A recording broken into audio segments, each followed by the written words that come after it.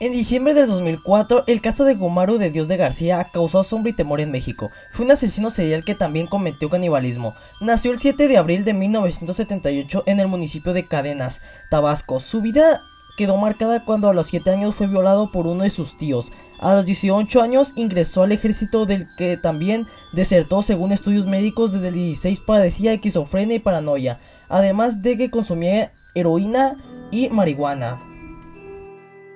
Atacaba a todo aquel que interponía en su camino, incluyendo un subteniente a quien apuñaló en el tórax y en las piernas, dejándolo tirado en un charco de sangre.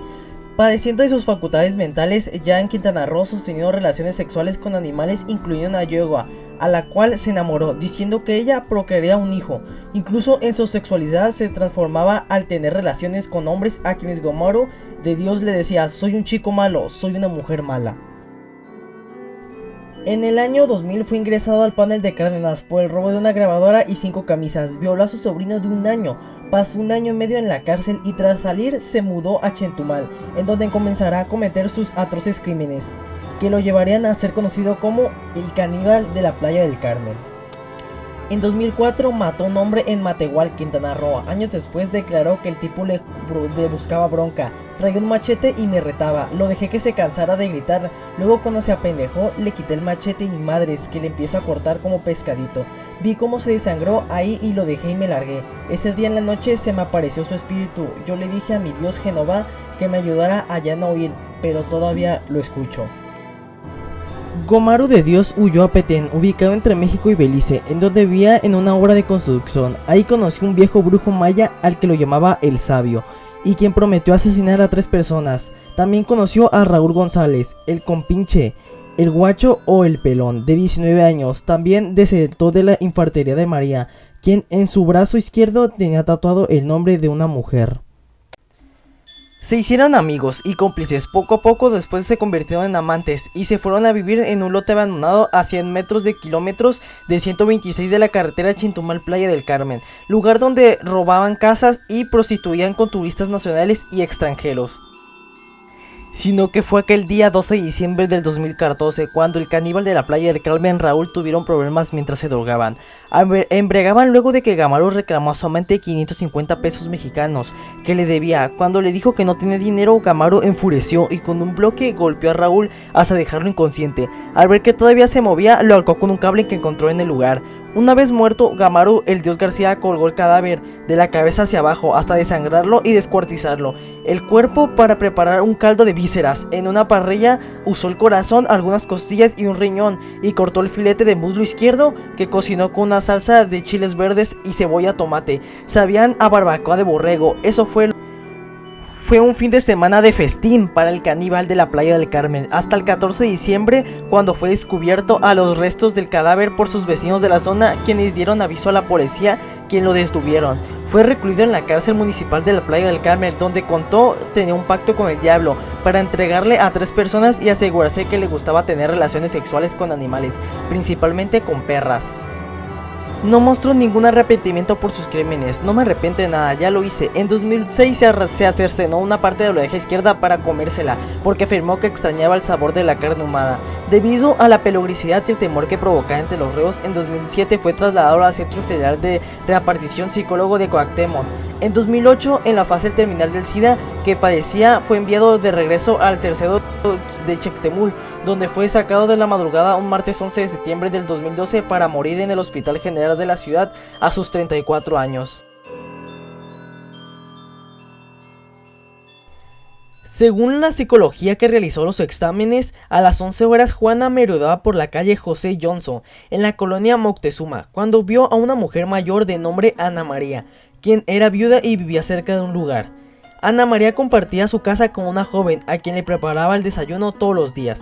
La mujer de la tercera edad regresaba de un mandado, encorvada por el peso de las bolsas y caminando lentamente, cuando Barraza se le acercó y le ofreció ayudarla a llevarla hasta su casa.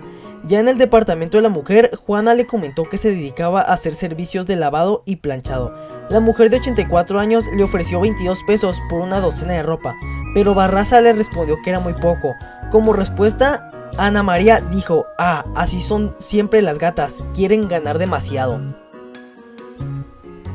Juana en ese momento no respondió, pero tomó un estetoscopio que se encontraba sobre la mesa, se puso detrás de la anciana y utilizándolo acordó el caucho alrededor del cuello de Ana María y la ahorcó hasta dejarla sin aire.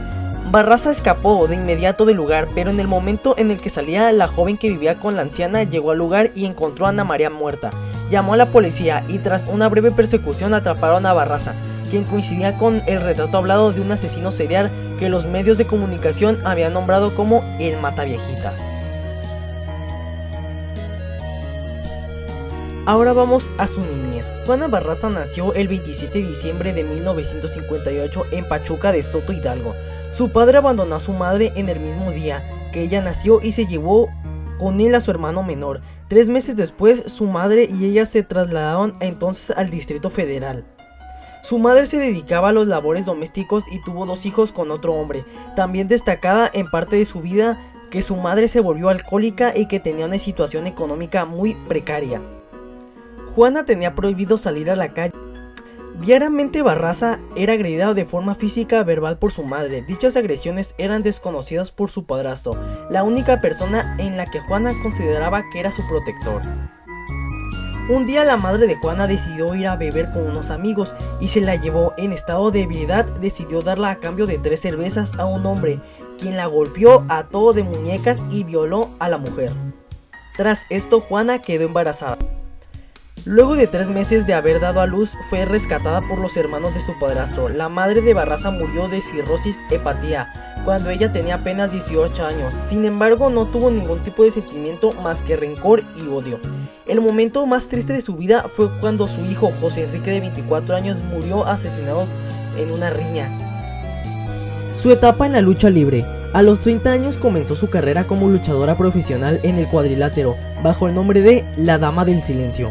Sin embargo, en una de las luchas la mujer se lesionó la columna y al acudir al médico, el especialista le dijo que podía quedar inválida de seguir en el deporte, por lo que se retiró del cuadrilátero.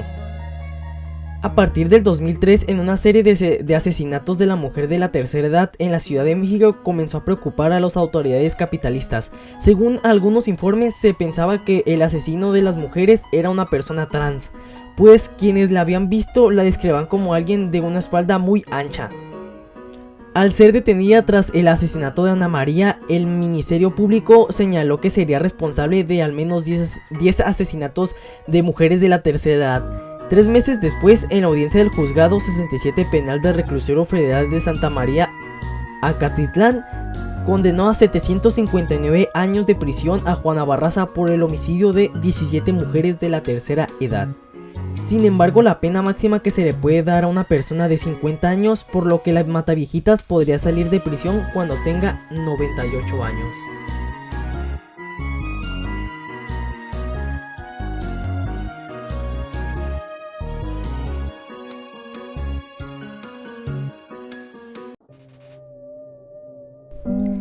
El sádico, el asesino serial de hombres homosexuales que sacudió la Ciudad de México.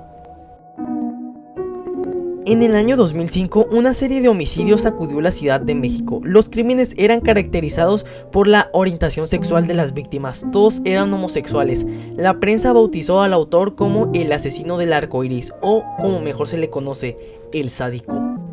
Por su parte, agentes de entonces Procuraduría General de la Justicia del Distrito Federal catalogaron los crímenes de odio por homofobia. Se convirtió claro desde el principio que el asesino odiaba a los homosexuales. Mataba a sus víctimas lentamente asfixiándolas, las ahorcaba con sus propias manos o les quitaba el aliento con las bolsas de plástico. Después metía los cadáveres en maletas y las abandonaba en las avenidas de la Ciudad de México. El sádico fue capturado el 23 de enero del 2006, pero no fue fácil ni rápido. Los medios de comunicación ejercieron presión contra las autoridades por el medio que el sujeto, aún desconocido, propagaba en la capital, específicamente después de que se encontraron los cuerpos de 2 hombres en las maletas, en la colonia Metro Chabacano. Marroquín y sus crímenes tienen características homoeróticas. Sin embargo, él afirma no ser homosexual. Su psicopatía o sociopatía, su falla de empatía y la culpa, nunca aceptó la responsabilidad por sus actos. Contiene odio y violencia que dirige hacia una minoría. Narcisista, él pensaba que le estaban haciendo un favor a la sociedad al asesinar estos hombres. Llevaba a sus víctimas a un motel a su domicilio, localizado en el número 4223. Ahí los cuestionaba para saber si tenían los recursos para pagar su liberación. Después de cobrar el rescate, los asesinaba y abandonaba sus cadáveres con signos de tortura dentro de maletas en distintas calles de la ciudad. Entablaba amistad y ganaba su confianza. Los invitaba a un hotel, ahí determinaba si tenían los recursos económicos. Si no los tenían, eran liberados. Los que disponían de recursos económicos eran llevados con engaños a departamentos para someterlos y ejecutarlos. Sus secuestros duraban entre 5 a 7 días en el departamento que se usaba como casa de seguridad, donde además de torturarlos para posteriormente ahorcarlos con una soga hasta privarlos de su vida, declaró Genaro García Luna en una conferencia de prensa el 26 de enero del 2006. Los dos secuestradores exigían entre 15,000 y 120,000 pesos para las víctimas. Una de las citas que mejor se conocen, el del sádico, el cual afirmó que al asesinar no sentía remordimiento porque lo estaba haciendo en un bien a la sociedad, pues esa gente, refiriéndose a las personas homosexuales, merecían que les hicieran esto. Me deshice de los homosexuales, de que alguna manera afectan a la sociedad, dijo. Fue condenado a 280 años de prisión en el 2010. En total se le conocen y se le condenó por 4 homicidios. No obstante, autoridades y medios sospechan que el número de crímenes puede ser más alto. El patrón de conducta de que se empezó siendo un secuestrador y después terminó siendo asesino serial identificó con la utilización de cinchos de plástico blanco para sujetar las manos y pies, la colocación de cada víctima de un cinto negro en el cuello, dijo García Luna. Una de ellas le arrancó la piel de la frente con una navaja y dibujó un pentagrama invertido en un símbolo satánico.